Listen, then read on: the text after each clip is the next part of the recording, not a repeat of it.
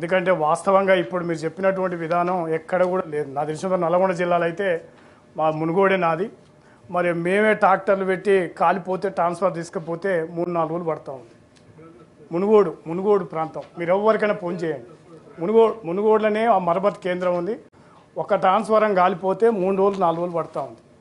అదేవిధంగా నార్కడపల్లి మండలంలో కూడా అదే పరిస్థితి. నల్గొండ జిల్లాలో ఎక్కడ కూడా మీరు చెప్పిన దాని అధికారులు తీసుకొచ్చి ట్రాన్స్ఫారం కాలిపోతే తీసుకుపోయినటువంటి దాఖలాలు లేవు.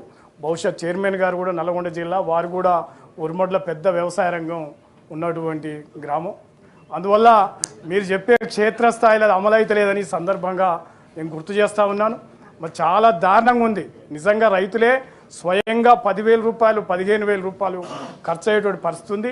అందరు రైతులు ఆ సందర్భంగా 500 1000 వేసుకొని ఆ రకంగా ఇబ్బంది అయ్యే పరిస్థితి ఉంది. అందువల్ల దయచేసి దాన్ని అర్థం చేసుకోవాలని నేను మంత్రి గారికి విన్నపం చేస్తూ ఉన్నా. అదేవిధంగా చాలా ఇబ్బందికర వాతావరణం. పోళ్ళు గతంలో ఒక 3 డ్యూటీలు కడితే ఒక 7 పోళ్ళు 5 పోళ్ళు ఇచ్చేది గత ప్రభుత్వాల. ఇప్పుడు ఒకటే పోలు ఒక ఫ్లోర్. ఇప్పుడు మేము రైతులు కొనుక్కోవాల్సిన పరిస్థితి ఏర్పడతా ఉంది. అంటే చాలా ఇబ్బందికర వాతావరణం.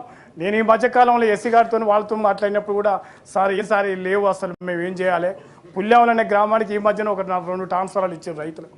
అందువల్ల క్షేత్రస్థాయిలో మీరు చెప్పేది అమలైతే లేదని సందర్భంగా మరి మంత్రి గారి దృష్టికి చైర్మన్ గారితో తీసుకొస్తా ఉన్నాం. అందువల్ల ఇప్పటికైనా డీడీలు కట్టినటువంటి రైతులకు మరి చాలా వరకు వెంటనే అమలు చేయాలని సందర్భంగా చేస్తూ గుర్తు.